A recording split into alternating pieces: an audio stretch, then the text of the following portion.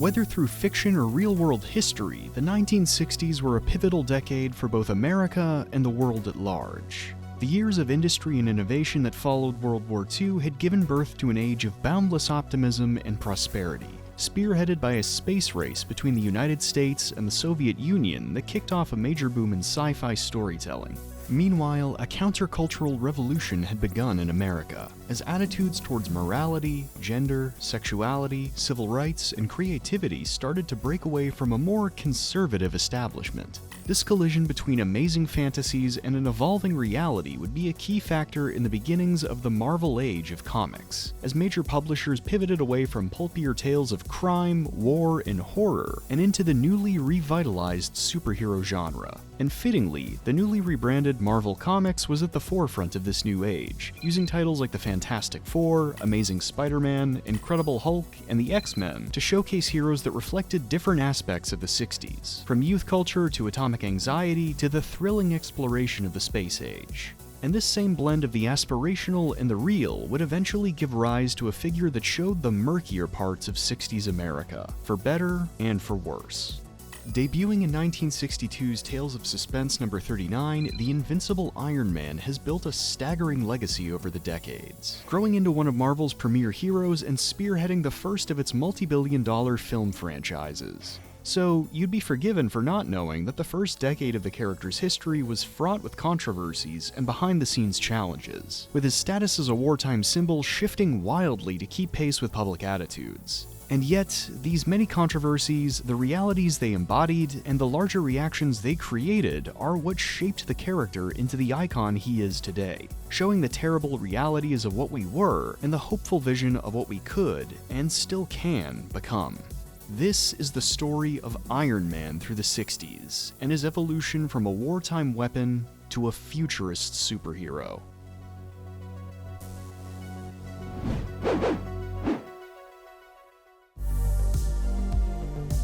Nowadays, superheroes are everywhere in pop culture, thanks largely to the runaway success of the Marvel Cinematic Universe that began with, hey, how about that, 2008's Iron Man. But this journey to success was a long and troubled one. Back in 1960, Marvel, then known as Atlas Comics, had fallen on hard times. After years of success through wartime titles like Captain America, The Human Torch, and Namor the Submariner, the publisher was suddenly under fire on all fronts. Changing post-war tastes saw the industry pivot away from long-running superhero stories and into anthologies focused on crime, sci-fi, and horror, a darkening of the medium that opened it up to attacks from morality crusaders, most notably Frederick Wertham, whose publication of Seduction of the Innocent led to widespread fear of the medium. And though the publisher was able to weather the moral panics of the 50s, mostly through then-writer/editor Stan Lee's collaborations with Jack Kirby and Steve Ditko, endless rounds of layoffs and reductions left Atlas's employees with the feeling that they were working on borrowed time, with Lee even telling one artist, "It's like a ship sinking, and we're the rats, and we've got to get off." Luckily, everything would change with 1961's premiere of the Fantastic Four, which shocked the superhero genre back to life through an incredible blend of space-age theming and lovably dysfunctional character work. Though the comic sales figures would come in months later, the massive surge of mail it generated from readers had proven its success. That same year, Atlas would rebrand itself, heralding the dawn of the Marvel Age of comics.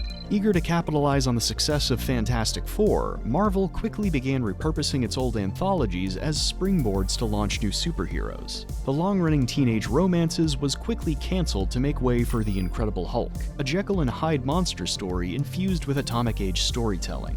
Journey into Mystery, a horror anthology, became the home for Lee and Jack Kirby's take on the mighty Thor. Tales to Astonish, a sci-fi suspense series, repurposed the one-off character of Hank Pym into the super scientist Ant-Man. And most famously, the creature feature series Amazing Fantasy saw the debut of Spider-Man, a teenager given incredible powers from a radioactive spider bite. It was during this process of iterating on the archetypes of the Marvel hero that Stan Lee began developing the concept for Iron Man, envisioning a character that embodied the fantastic power of technology as well as the nationalist spirit seen in the early years of the Vietnam conflict, similar to what Jack Kirby and Joe Simon achieved with Captain America through the 40s. Expanding on the ethos behind the character, Lee would later recount, "I think I gave myself a dare. It was the height of the Cold War. The readers, the young readers, if there was one thing they hated, it was war. It was the military. So I got a hero who represented that to the 100th degree.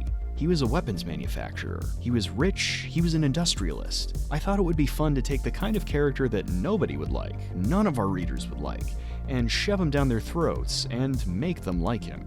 With the publisher's audience primarily composed of young kids or teenagers, many of Marvel's heroes are built as underdogs, grounding the spectacle of their battles through relatable human struggles. Of course, Tony Stark, a rich-hot industrialist modeled on Errol Flynn and Howard Hughes, is anything but an underdog. And though his wealthy, jet-setting lifestyle has a kind of power fantasy appeal, Iron Man's origin under Lee, co-plotter Larry Lieber, and artist Don Heck would spend most of his debut trying to give the hero a believable, relatably tragic heart.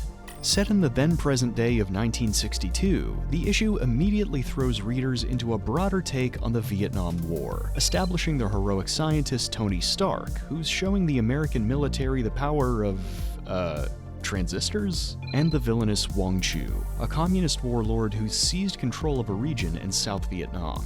Eventually, the two forces collide, leaving Stark near dead from shrapnel in his chest and in the hands of Wang Chu, who demands he and the captured Professor Yinsen build weapons to use against the Americans. Instead, Stark and Yinsen get to work on the instrument of their escape, a walking iron lung that can keep Stark's heart beating while making him impervious to harm. But when Yinsen is killed by the warlord's men, the newly minted Iron Man swears revenge, deploying his armor and gadgets in a climactic battle and finally escaping into the jungle. While Iron Man's origin sits at an incredibly brief 13 pages, it was still enough to cement plenty of the character's foundational elements, namely Stark's reputation as both a brilliant scientist and playboy, his ties to the military-industrial complex, and his arc from passive observer to active hero through his injury. And though subsequent reimaginings would change the context of this origin, transplanting it into Afghanistan in the 2000s, Iron Man remains a character steeped in the cultural presence of the Vietnam War, and specifically, an American perspective of the Vietnam War. Stark's injury at the hands of an improvised explosive is a direct reference to actual weapons used in the war, as well as the grisly wounds suffered by countless troops. But through the creation of Iron Man, it also becomes a celebration of American exceptionalism, with Stark using his superior intelligence to turn his trauma into a heroic alter ego. By contrast, Wang Chu is our only window into the Vietnamese perspective in the conflict, north or south, framed as a cowardly tyrant who's quickly embarrassed and killed by our hero. The origin is, in a word, propaganda, simplifying a complex issue to capitalize on a rise in patriotism at home. And while Iron Man was well received along with the rest of Marvel's heroes, his nationalist roots would plague him for years to come. It's all over. Now, Professor Yinsen, rest easy. You, who sacrificed your life to save mine, have been avenged. As for the Iron Man, that metallic Hulk who once was Anthony Stark, who knows what destiny awaits him? Time alone will provide the answer. Time alone.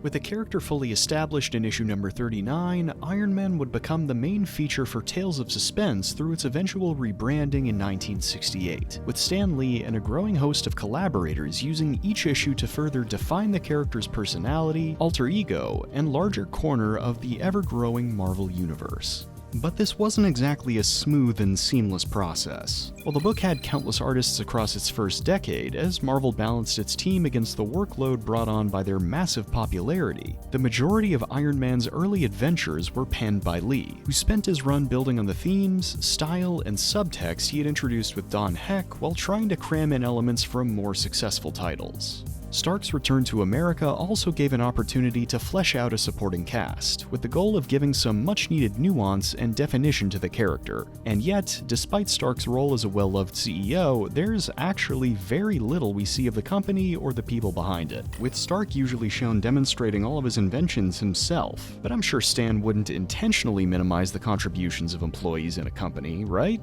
I mean, At least not again, right? Lee would attempt to resolve this with Tales issue number 45, introducing Happy Hogan and Pepper Potts to build up the employee perspective and establish a love triangle between the three. And while there are occasional hints at brilliant turns for each character, they're buried under plenty of shallow moments, with Happy trying and failing to get Pepper to go out with him, while she actively plots against whoever Tony's going out with that issue. I mean, some part of that's gotta be an HR violation. Lee would also try to capitalize on the underlying strengths of his work on Spider-Man, slowly pitting Stark's two lives against each other. Disgruntled colleagues become supervillains like the Melter in issue number 47. A need for a quick alibi in number 48 leads to him misleading Pepper and hurting her feelings. And the constant need to recharge his chest plate keeps Stark on the ropes against supervillains while isolating him from the people he cares about. But while all of these are compelling on paper, none of the early issues seem to reach the dramatic highs or lows of other titles, mostly because there isn't really tension between Stark and his alter ego, with his status as the head of a company giving him plenty of resources and alone time to handle his problems. Even his role as a founding Avenger seems pretty inconsequential, with the group showing up for a few panels at a time before Iron Man goes off on his own anyway. While later writers would find more compelling angles to explore with the character, Lee's early stories tend to buckle when focusing on human drama. And, not surprisingly, the book would lean more on its wartime intrigue as the decade rolled on, downplaying Happy and Pepper until their marriage in Tales number 91, and giving more time to Stark's high-tech heroism. Drawing from Tales of Suspense's history as a sci-fi anthology, the Armored Avengers' early stories were mixed reminiscent of pulp and fantasy tales, having Iron Man battle psychic robot giants controlled by aliens, embittered scientists like Jack Frost, and some nutjob hypnotist named Dr. Strange? Just kidding, different guy. I don't even think he's a real doctor. Of course, these first tales were also largely shaped by the rotating cast of artists working on the book, who each add their own calling cards to the character. While Don Heck uses his background in horror and romance to help build the character's Arthurian night framing, complete with a new gold paint job, Jack Kirby's stories lean into bombastic scope with heightened settings and otherworldly elements, and Steve Ditko's love of high-tech cutaways and lankier heroes moves Iron Man further toward his classic appearance. Lee would ultimately focus these fantastical influences around the real-world climate of the Cold War and America's involvement in Vietnam, setting Iron Man up as the war hero for a new age, and even giving him and Captain America dual billing on Tales of Suspense after Cap's reintroduction in Avengers number 4. Not surprisingly, this move into pro-war action had an immediate effect on the title and its villains, who changed from pulp throwbacks to exaggerated caricatures of America's enemies, including spy masters like the Red Barbarian, saboteurs like the Black Widow and her lovesick partner Hawkeye, high-profile Russian bad guys from other titles like Kraven and the Chameleon, and deadly agents like the Unicorn. And while some of these stories hint at the humanity behind these enemies, it's all in passing, eclipsed by bigger moments like Stark fist-fighting the bigger, badder Titanium Man for the sake of democracy, Rocky IV style. I must break you. Again, there is nothing subtle about the messaging of these stories. Just like his predecessor in the 40s, Iron Man was built to project a heroic, exceptional image of America, leveraging its industrial might against a series of dehumanized enemies. And no enemy exemplifies this better than the villain who would become Iron Man's arch-nemesis, the Mandarin. Introduced as a character with vague ties to communist China and Vietnam, the Mandarin acts as an amalgam of just about every anti-Asian stereotype you can think of, sporting scary angular features, long creepy fingernails, mystic rings, and a whole lot of Fu Manchu iconography. He's also the world's greatest karate master, because why not? With Iron Man's evolution over the decades, there have also been multiple efforts to reclaim the villain, minimizing the more problematic elements of his backstory or trying to subvert them entirely. And while the results of these attempts can vary depending on who you ask, it's also impossible to deny the harmful climate that created these characters. At the end of the day, both Iron Man and his villains were meant to serve the US through propaganda, reflecting what Lee would describe as a time when most of us genuinely felt that the conflict in that tortured land really was a simple matter of good versus evil. Of course, propaganda only stays powerful as long as people continue to buy into its messaging. By 1968, perception of America's involvement in Vietnam had totally changed, with the televised coverage of the war highlighting the military's attrition-based tactics, including the use of chemical weapons and missions that targeted the civilian population, as well as the complete failure of these methods to win the war. Not surprisingly, this same shift would reach Marvel and its wartime comics, as Marvel's fan letters steadily moved into an even split between support and opposition to the war. Iron Man's middle-of-the-road political approach would continue through the late 60s, with Lee even bringing the hero back to Vietnam in Tales number 92 to save a group of civilians from a returning Titanium Man, giving the people of Vietnam more of a voice while touting the bigger threat of the Soviets. And while this is still a form of propaganda, downplaying America's imperialism while emphasizing its enemies, it also marks the beginning of a much bigger journey for the character and the nation he embodied, redefining the notion of a better tomorrow and the values needed to achieve it. I swear, as the man, Tony Stark, as the Avenger fate chose to cast in the role of Iron Man, that I will live to avenge those whose lives have been lost through the ignorance of men, like the man I once was, or I will die trying. Just like Iron Man, the concept he symbolizes, broadly known as futurism, has a complicated history. Beginning as an art and social movement in Russia and Italy, the American wave of futurism became primarily focused on shaping the future through technology, with the nation's growing industries solving the problems of today to foster a utopian tomorrow.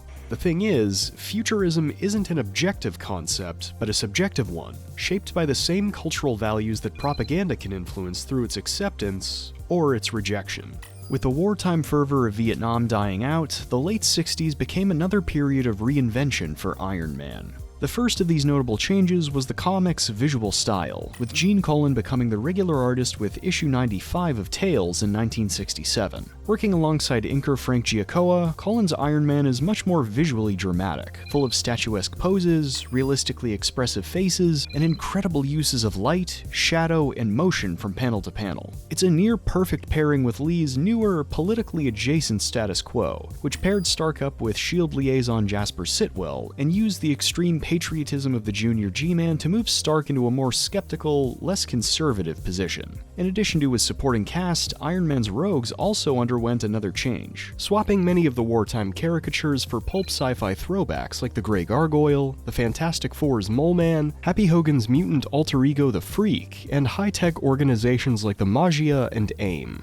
And in place of wartime weaponry, Lee also subtly pivoted Stark's company towards more humane, universally beneficial technologies, which, while not directly addressing past stories, still hints at an arc for the character, with his inner voice often questioning his responsibilities as a scientist. Unfortunately, this new direction isn't a complete transformation. Both the Mandarin and the Titanium Man return, and bring a lot of the book's nationalism back with them. And though Lee seeds a long-running subplot to build tension between Iron Man and the government, having Stark question whether or not he should reveal his identity to the militant Senator Byrd, the story never really commits to a stance, having Stark collapse mid-testimony while Byrd waxes poetic about patriotism or whatever. Sorry Stan, but you can't have it both ways. While Lee's final issues act as a series of nudges towards something new, Iron Man's real evolution would begin under Archie Goodwin, who took over as writer with Tales number 99 and continued to shape the character through his own solo series, with themes of racial conflict, environmentalism, and, most interestingly, the removal of weapons of war. It's an interesting inversion to the character's early years, with a new culture slowly rejecting, subverting, and redefining the meaning behind these works of art.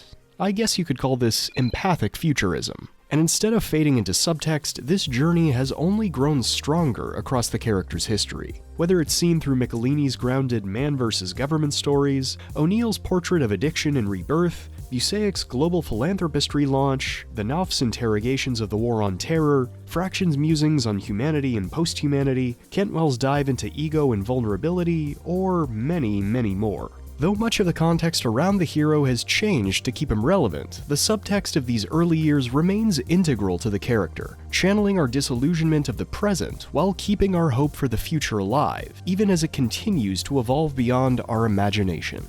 It's a sentiment that feels more powerful than ever today, as corporations and governments use technology and ideology to control instead of cultivate. If we really want to take the steps towards a utopian tomorrow, then the answer doesn't lie in machinery or industry, but by embracing the shared, imperfect, resilient humanity that guides it.